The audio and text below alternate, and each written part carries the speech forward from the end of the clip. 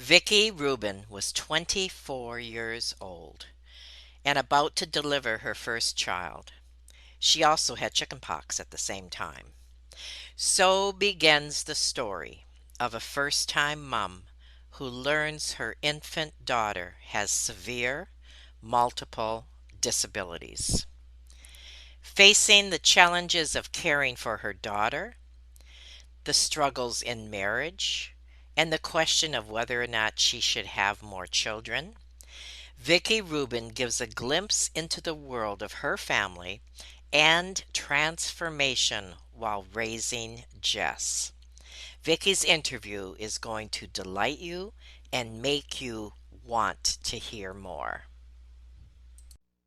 Have you ever felt like giving up, quitting, throwing in the towel?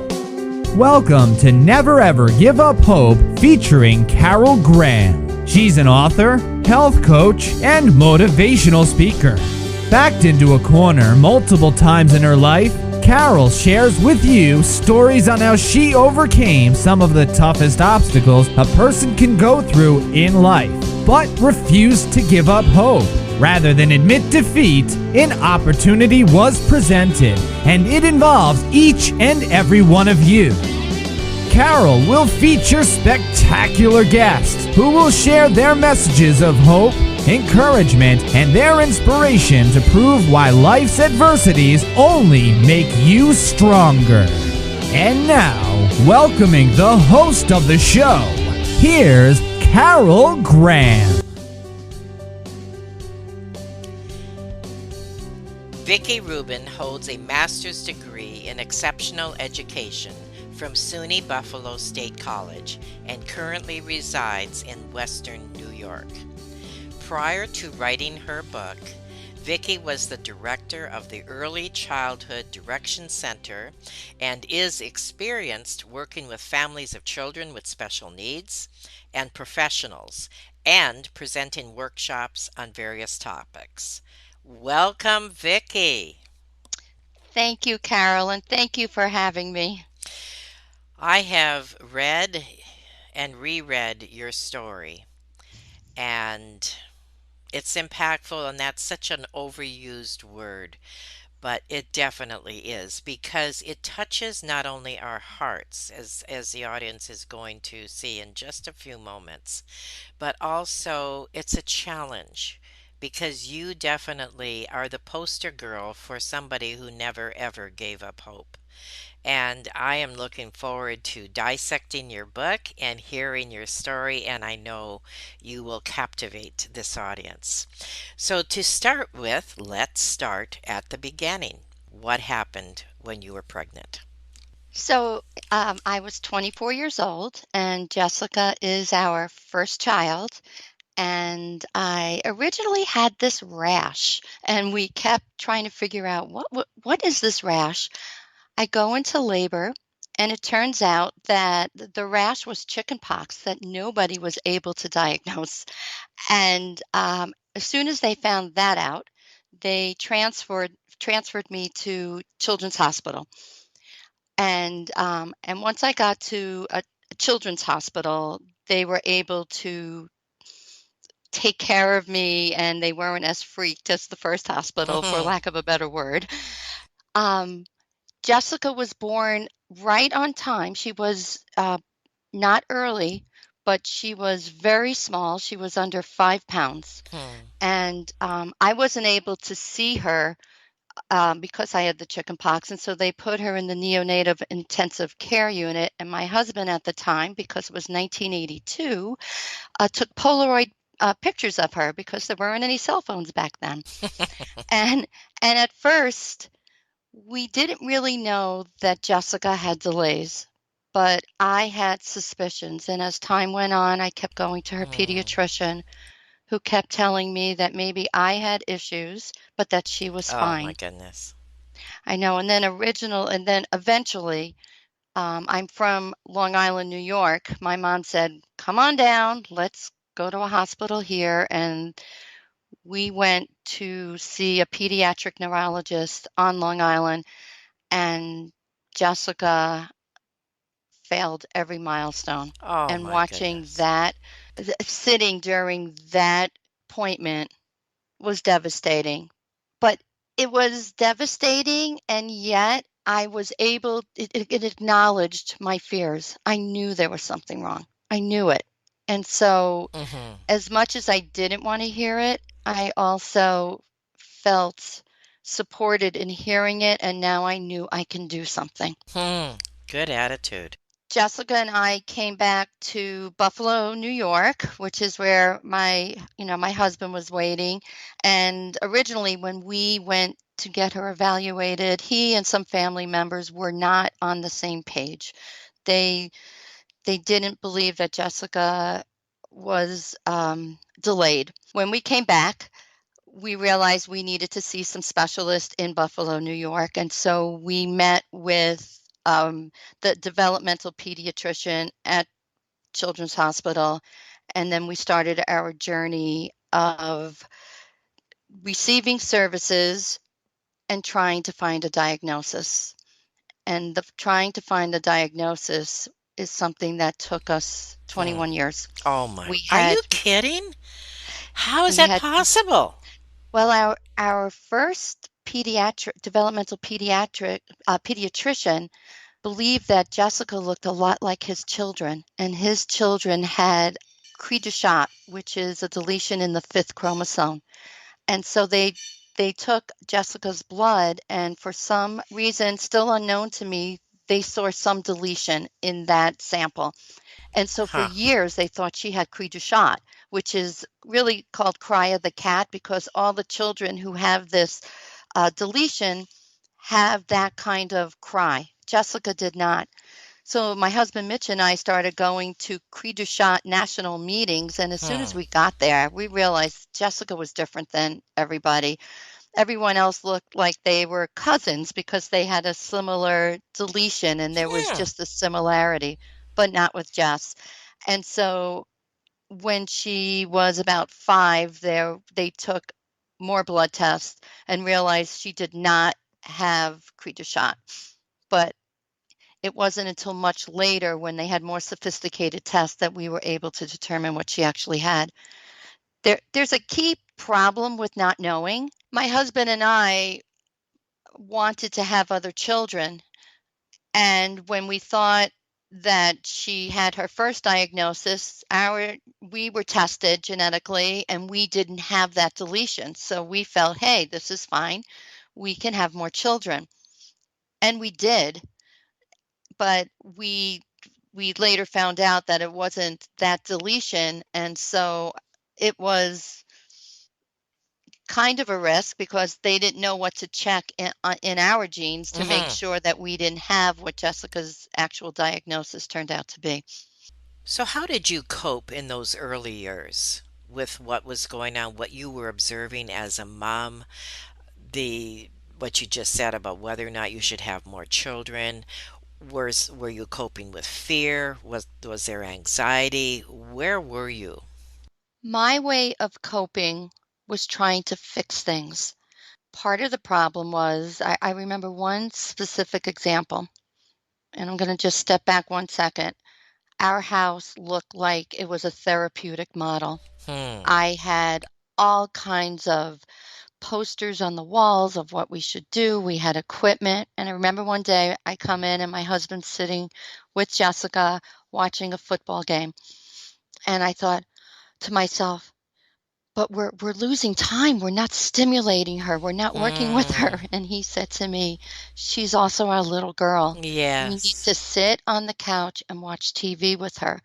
But one of the reasons I had some of that concern was we did a controversial um, therapy called patterning.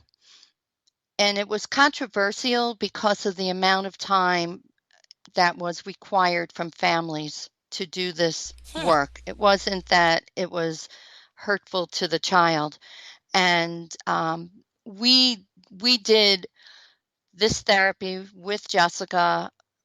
We did it 5 days a week. They usually required you to do it 7 days a week, and I had 40 volunteers in our home Oh my twice a day, and we goodness. were doing all kinds of therapy. So that was going on. Also, at the time, I had a lot of anxiety, and I developed panic attacks. Uh, I used to go into the supermarket, and I would be standing on line waiting to pay for my food and feeling like I was going to have a heart attack or I wasn't going to be able to take my next breath. And it was so scary and so real. And I think part of it was I was just trying to juggle everything, fix everything, and it became very difficult for me. And I didn't really show it to people. I was always looking The as, mask. yeah, this is easy. I can do this. Hmm. And I could. I was able to do this, but internally I was also having a lot of chaos. So let's just back up for a moment. In hindsight, would you have done things differently? That's a really good question. In hindsight, I'm not sure how much I would have done differently because I f I probably would have tried the patterning because there Hmm. was a hope that perhaps it would give Jessica a better chance of being able to, not develop, although patterning said that you could develop normally. Basically what patterning is, they say a child with a disability in the womb doesn't make the right type of movements so that the and I'm not going to pronounce this, say this exactly right, but that the neurons, going to the brain, I probably would have still done patterning. It took a lot from us as a family. It was extremely time consuming, and it did take away a lot of our flexibility, family time, but I think I still may have thought that there was hope and a chance that Jessica would develop some skills that we thought she was not going to develop without patterning. Also, during this time, Jessica developed a seizure condition. I never was able to come to terms with the seizures. It always panicked me every time. And I tried so hard to be calm because you're supposed to be calm. And fortunately, my husband, he took on that role. He was so calm every time Jessica had a seizure, and he would send me on errands, pack her bag, go get the medicine, write down this until the ambulance came so that I was busy taking care of things and he was able to remain calm for both of us. One of the things when we were patterning, they said to us, every day that you don't work on patterning is a day lost. They Wow. said that your child is developing slower. And so if you don't do everything you need to do every single day, that that delay will magnify. And I think that resonated with me. And now, as a parent, and when I counsel other families, I this is one of the things that I make sure that that they don't believe. I make sure that families know that you being with their child, giving them the everyday loving care that you would give a typical infant is key to all children. There you shouldn't there's I shouldn't have been treating Jessica as if we were in school every day. I should have done more of the sitting down and Hmm. playfulness, Hmm. but I was very worried about losing moments and trying to get her to be what somebody else decided was the best she could be. At this point in my life, that I would have done differently. But you don't beat yourself up for that, I hope. And there's no guilt around that, I trust. There is not, because we stopped patterning, and the thing that made Okay. me stop doing that was getting pregnant. So, I Okay. think that was the only thing that was gonna stop me from patterning. How old was Jessica when you got pregnant? Jess Jessica was 2.5 when I Okay. had our son Alex, and she was 5 when I had Carly. And having Alex and Carly was the best medicine for Hmm. not focusing 100% on all of Jessica's therapies. Then it Mm-hmm. Mm-hmm. became the three of them. And I think in our world, we developed this philosophy. Things will take us longer, but we're going to do everything. And we're going to be that family that's out there at the baseball games. My husband was coach for our son, and our daughter participated in soccer, and Jessica came to everything. And I think our philosophy, because my husband also just shifted from we have to try to fix Jessica to Jessica is Jessica, and anything we can do for her, we're going to do for her, but she is who she is, and we all accept that, and we love her for who she is. And so does, everyone around her. So I think it took us a couple of years to not to get to the point with love, but to get to the point where we could step back and say, we're going to try to be as much as a typical family as we can. We're going to take a short break. And when we come back, I want to talk to you, first of all, about your book, of course, and the impact it has made. But I believe that there are thousands, hundreds of thousands of people who have experienced similar things in their families who will glean from this, from your story, from how you coped, how you handled it. And I know you've got some answers for us that you're going to save until the end. So we'll be right back. Carol Graham would like to show you the path from misery to miraculous triumph in her fast-paced memoir, Battered Hope. She relates her determination to succeed as someone who experienced one horrendous nightmare after another. Gang raped and left for dead, loss of a child, husband falsely imprisoned, and cancer. Nothing could break her tenacity or faith. No matter what you face, heartache, loss, suffering, or injustice, Carol will illustrate how she became a victor the same way you can. The secret is to never, ever give up hope. Order your copy at Amazon or batteredhope.blogspot.com. Today we are listening to Vickie Rubin's story. It has already touched me, and she's just beginning to tell the story about Jessica.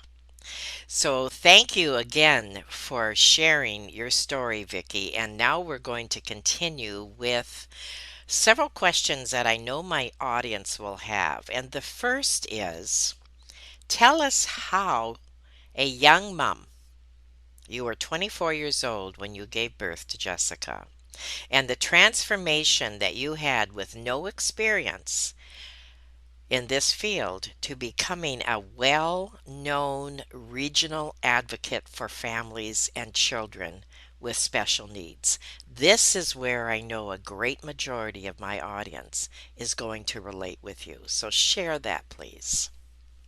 Thank you, Carol.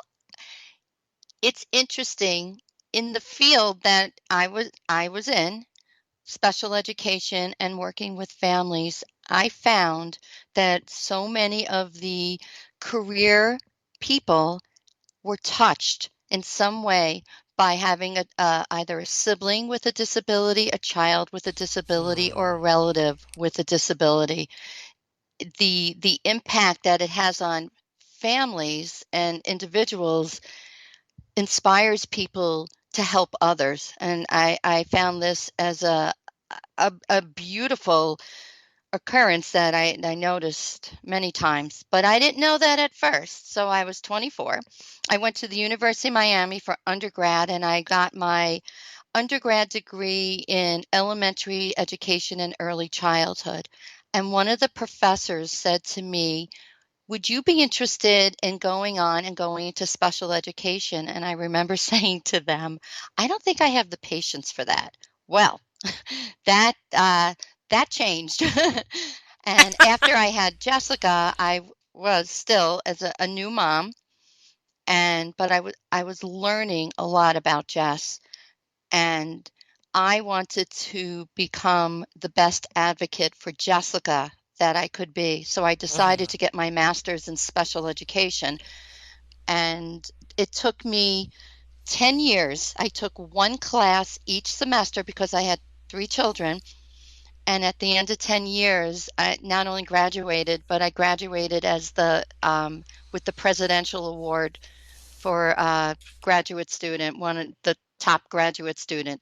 So I had my heart and soul into learning about special education and what I can do to help others. Originally, as I said, I went into the field so I could learn more to help Jessica. But then I was very fortunate to get a position in the Early Childhood Direction Center as a parent educator. And so I started educating other families about the state regulations and everything they need to know to navigate the special education system for their child, and also to work parent to parent to I already had experience as Jessica's mom, and most of the families I worked with had younger children or newborns. I even had families call me who knew from an amniocentesis that they were going to have a child, one person Mhm. with Down syndrome. And we spoke a lot about what she should expect. But one thing I always wanted to give to families is that feeling of hope, because Right. Jessica and has changed my life. And when we talk about transformation, when I was 24 years old, my interests were very different. I was very interested in, you know, fashion, which is fine, and I didn't have of the bigger interest of helping others at that time. Having Jessica just changed who I was, or maybe part of me was like that and it blossomed, but I didn't know that part of me then. Getting my master's in special education, working in the Early Childhood Direction Center, and becoming eventually I became the director of that department. And we worked with families in 6 counties of Western New York. Doing all of that, I became a well-known advocate, regional advocate for families. And so I don't think any of this would have happened had I not had Jessica. So I thank her all the time for this. I also thank her because of her, I became an author. And that was my next question. Tell us about your book and how it has resonated with families. So my mom all the time said, "You should write a book. You should write a book." And I was, I just said, working really hard on working at the Early Childhood Direction Center, and I had three children. And I was like, I don't have time to write a book. But then I retired, and I started writing this book about the same time my mom developed Alzheimer's. Hmm. And I started I wrote each chapter. I would send it to my husband and my son, and once we edited, I sent Hmm. the raw chapter to my dad, who read every single chapter to my mom. We knew that she had to hear the whole book before she passed away, and she passed away in February 2020, right Hmm. before COVID. This book has resonated with other families. I get a lot of feedback from other parents. One parent said she had a daughter with a similar deletion as Jessica, and she said hearing about raising Jessica and sharing that in a positive light made her feel a sense of normalcy in her life, and she knows that others have gone through it. One of the comments that I really loved was from a grandfather, and his granddaughter has the same deletion as Jessica, and he bought the book for himself and his daughter. Oh. And he said to me that his daughter and he read the book at the same time, And he said, we found we were constantly laughing and comparing stories and being amazed at the similarities in their lives. And he said it opened up conversations between him and his daughter, allowing them to share feelings that they never had shared together. So that really helped me. I've also heard from teachers and therapists to, it it gives the parent perspective. So Mhm. doctors and Mhm. teachers and nurses and therapists who work with families of children with disabilities, this is hearing a family perspective and what it feels like to be dismissed by physicians and what it feels Right. like to be treated as a team member with teachers. And when you're treated as a team member, you have the best outcome for the child because everyone is on the same page, treating each other with respect. So that's a huge, important message in the book.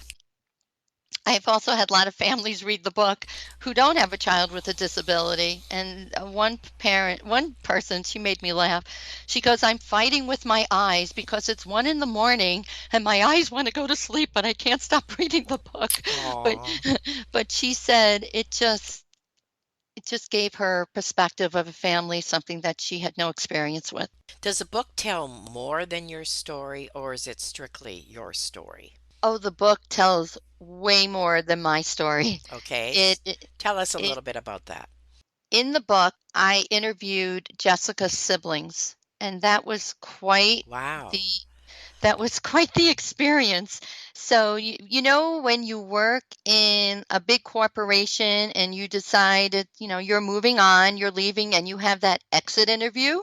Well, I decided I was going to do that exit interview with the siblings and my son and daughter, and goes, "Hey, so how'd we do? How was it? How Oh was my it growing up with goodness. us?" Yes, yes. I suggest doing this. Every family should do this. It was enlightening.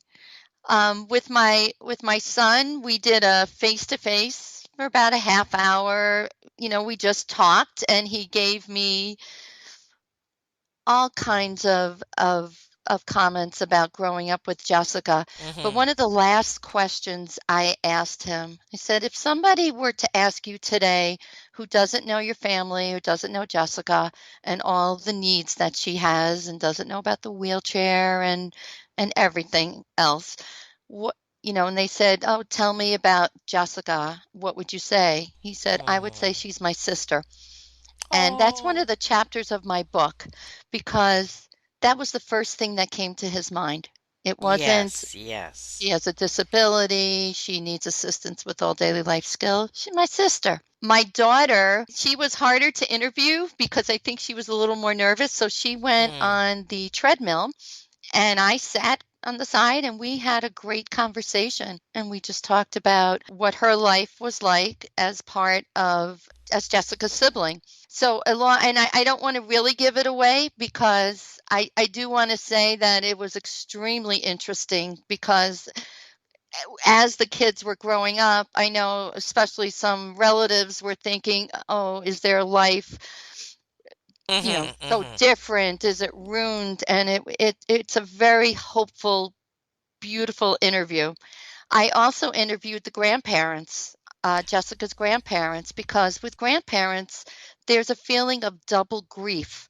You're not Yes, only yes. grieving for your child, but then you're also grieving for your grandchild and your child. And that's also a different perspective. And I have the the results of that information. And my father especially touched my heart when he said, looking back, he felt like he didn't live up to what he thought he should have been doing, that maybe he should have Aw. spent more time. And I'm so glad we had that conversation because he did live up to what he was doing and Mm. how they helped me in their way was so important to us. And so I'm glad we were able to have that conversation. And what about the impact that both Jessica and your family has had on your community? So we had a friend who lived in Western New York and they moved to California. Their son knew Jessica, grew up with Jessica. And when he moved to California, he met a young son, a child the same age as he.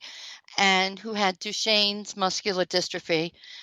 And the child needed a lot of support. He was in a wheelchair, needed a lot of help. And when my friend said to her son, "Oh, how did you become friends?" The son said, "I knew Jessica. Jessica was in a wheelchair, and I knew how wonderful Jessica was, and I wasn't afraid of meeting somebody Oh else my in a goodness. wheelchair." Oh. And this was in the 1980s. Inclusion Mhm. wasn't as big as it is now. Like That's now, right. you probably wouldn't hear that story, but that that was one story. In our community, Jessica, because she was included in a typical middle school. People in our community learned who Jessica was. The kids in school, instead of wondering who is that person, I would walk in a Mhm. store and they'd say, "Oh, I know Jessica. She goes to my Oh my school." goodness. Yeah, that was incredible. I know that I mentioned before that we had said to our children, we're going to do everything. It might just take longer. So in doing that, in our community, Jessica was at every religious event, every baseball game, all the soccer games, all the school events. Our kids were in high school plays in the orchestra. She was at every event. And so the community saw Jessica as Alex and Carly's sister, our daughter, and she became so well known in the community. And because she is just such a ray of sunshine, she draws people to her. So she's become well known in our community. There are times I'm walking and people are saying, "Hi, Jessica," and they don't know who I am, but they know Jess. Aw. So she has a beautiful gift. I always say, for somebody who needs to have so much help, is so dependent on others, having the gift of a gregarious, well, she doesn't use language, but such an engaging personality really is very helpful. Now, when you said she doesn't use language, can she speak? So Jessica does not speak any words other than I do hear an occasional "mama, mama, ma," which warms my heart. She didn't start saying that till she was probably 12 or 13. When Jessica was young and she was in school, we started using another unique therapy called facilitated communication. So when we were doing facilitated communication, and the details are in the book Raising Jess: A Story of Hope. When you hear about all the details and how we determined if facilitated communication was working with Jessica, at the same time, we realized that Jessica does not need words to communicate. Does Jessica like chocolate milk? We know that, but she can't speak. We know that because when chocolate milk is in front of her, she claps her hands. Does Jessica love being hugged? She doesn't tell us she loves being hugged, but she Hmm. puts her arms out and she grabs you because she wants the hug. Is Jessica happy to see you? When you see Jessica's face brighten when you see her, she's telling you, "I'm happy to see you." And there are so many photos in the book that at the end of each chapter just Oh, has that's photos great. that coincide with the chapter. So, in terms of words, Jessica does not communicate using words, but Jessica does communicate. You just have to be able to read her code.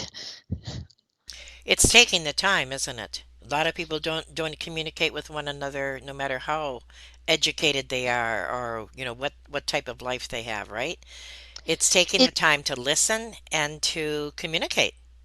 it is taking the time, and there's a mistake that a lot of people make, is that they think when someone is not speaking that they don't understand, and then they start talking above their head, or they Hmm. not. I mean literally, like they talk to the person who's standing beside them, or they talk to the parent and they don't engage. And I find that extremely disrespectful.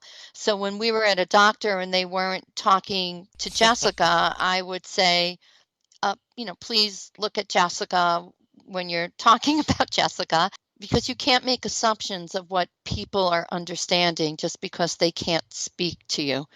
And yes, you need to take the time to see how everyone communicates. There's so much with nonverbal communication, and it's a whole other language, and everyone should be able to read that type of language, because in everyday communication with your friends, with your family, people are giving nonverbal cues, and it's always helpful to understand that and take the time to listen, but not to the words.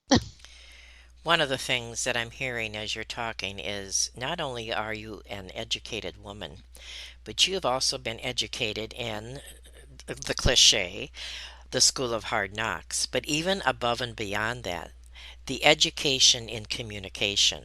And you would probably not have had the diploma, the degree, without having Jessica in your life. So you learned things that you never would have had the opportunity to learn. And you can take that and share that on so many different levels. I mean, we could easily make this a three-part podcast because there's so many other questions that I have, and I'm sure the audience has. And that is why we want the audience to buy the book. So, first of all, repeat the name again, the audience can get it, and in closing, any words of encouragement, inspiration, whatever term you want to put on it, and give us a little summary. The book is called Raising Jess, A Story of Hope by Vickie Rubin. It's pretty much everywhere online, but it's on Amazon, it's on Barnes and Noble, and if you just Google the name Raising Jess, A Story of Hope, it will come up. The book is about a family changed forever by the Mm, birth of a child with disabilities. It touches on motherhood, on marriage, on the sibling and grandparent perspective, and survival when faced with adversity. But what it gives families, and I've heard this from families and people who have read the book, it gives a sense of hope. It gives the hope that your life, it's a different path than you expected. It's not a bad path. It's not the negative path. It's a different path. And I think if people can shift their perspective to say, okay, this is not what I planned. This is not what I had written down for my future, and just say, I have a different journey, and this journey is equally beautiful. It's just different. There's an essay called Welcome to Holland, and I don't, Carol, have you ever heard of that essay? no, I have not. So a lot of families, when they have a child with a disability, they're people suggest reading Welcome to Holland, and I'll give the 2-second synopsis. It's basically you're planning this beautiful trip to Italy. You get on the you get on the plane and you have all your notes, you know where you're going, you've got everything in your suitcase, and you're going to Italy. And you get on the plane and you land, and the pilot says, "Welcome to Holland." And you're like, "Welcome to Holland? I don't know anything about Holland. I wasn't planning for Holland. I don't Mm. I what am I doing here? I was planning for Italy." And so you get off and you start looking around Holland, and you notice all the beautiful flowers, and you notice how, the quaint little towns, and you see Holland. It's not Italy, but it's beautiful. It's Holland. So it's not where you expect it to go, but that doesn't mean it's not a beautiful journey. And then you come home, and all your friends who've been to Italy say, "Oh, it was wonderful. We did this, we did that." And you think to yourself, "Okay, I didn't go to Italy. I didn't have the same experience as them, but I went to Holland and I had my own beautiful experience, and I'm cherishing that." No kidding. Wow. That is an incredible summary. And one, you painted a word picture, and I love word pictures. One Thank you. final question I have for you, and that is the diagnosis. You never really shared that. So we were really fortunate. Our neighbor is a geneticist, and she came over and said to me, there is a very new diagnostic test for deletions. And Jessica has a chromosome deletion, but we never knew what it was. And she said, I want to try this on Jessica. It's a simple blood test. And at that point in our area, in our region, they hadn't had one of them that had worked, that had come up positive. And so we did the blood test, and Jessica was the first positive result in our region. And she did have a deletion, and her deletion was in her first chromosome, and it's called 1q4344, which means first chromosome. Q is the long arm of the chromosome, and 4344 is where the little material is missing. So if you think of a candy cane with the red and white Okay, stripe, right. maybe one of the red stripes are pulled out, and then you put the candy cane back together. So it's like a stick. You pull out a little band of that stick and put it back together. And that piece, it's submicroscopic, but it has, a huge impact on developmental skills of an individual.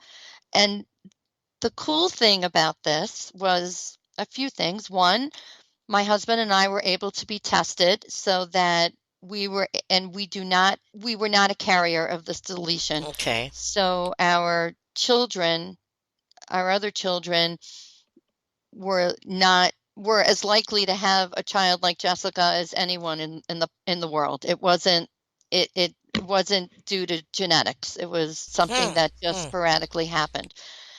The other thing is I met a whole group of people who have this rare diagnosis. This is a very rare diagnosis, and we're part of a couple of groups. One is NORD, and it's the National Organization for Rare Disease, and the other one is UNIQUE, and they're out of the UK, and it's also for people with rare diseases. Even though this isn't a disease, it's a rare diagnosis. And there are groups were online that Jessica is the oldest one in the group that I belong to. So I'm like the old woman in the shoe who's always handing out, what did you do when this? And what did you do with that? And I try to make myself feel better about being that Jessica's the oldest one in the group with two reasons. One, I don't think a lot of people Jessica's age, a lot of families were still looking for answers, and Mm-hmm. maybe they Mm-hmm. didn't have a geneticist neighbor who said, "Hey, let's try this." No So there's kidding. probably a lot of people Jessica's age, they just don't who have this, but they don't know it. And two, if they did, maybe a lot of them aren't on Facebook, joining a group, Exactly. which Yeah. I did Yeah. at my Yeah. age. Yeah. So, So, but Je- it is a wonderful group, and that group has been very supportive. and Jessica is 40 now, correct? She is. Amazing. She just turned 40. Absolutely amazing. Well, we are definitely running out of time, and as I said earlier in the show, we easily could have talked more. So, what I'm going to propose is that you come back at some point in maybe the next year or so. Let's pick up the rest of the story. And also, I encourage, please go out and get Vickie's book, Raising Jessica, A Story of Hope. It is one of the best stories of hope that I have heard on this show in 8 years. And the reason I say that is because it's an ongoing story. It's not something that happened in the past and now we have moved forward. You are living that story. You are living that hope. And that is the part I believe that is going to really touch people in particular who are dealing with some of these things that you are dealing with. in the area of raising children such as Jessica. So I thank you, Vickie, for sharing from your heart. I thank you for educating us in many areas that I know as you were talking, I kept going, you know, and it was a learning experience. And thank you, thank you, thank you for sharing from your heart today on Never Ever Give Up Hope. Carol, I want to thank you. When I first got the invitation and I saw the name of your podcast, I thought, okay, this was meant to be. And now, after talking to you, I feel like you and I were meant to be to have this conversation. Aw, And I I think that your podcasts really help and provide hope to everyone. And there's so much going on in the world now, and any one of us that can provide some hope to others, we just all need to take mm-hmm, that in. mm-hmm. So I want to thank you very much. I appreciate the interview. Aw, thank you again. Thank you for listening to Never Ever Give Up Hope, featuring Carol Graham. Did you know that most people succeed because they are determined to? Quitting was never an option. Carol loves your comments and will respond to each one. So please subscribe and review this podcast. A rating of 5 stars would be outstanding and appreciated. Remember, if you are still here, there is always hope.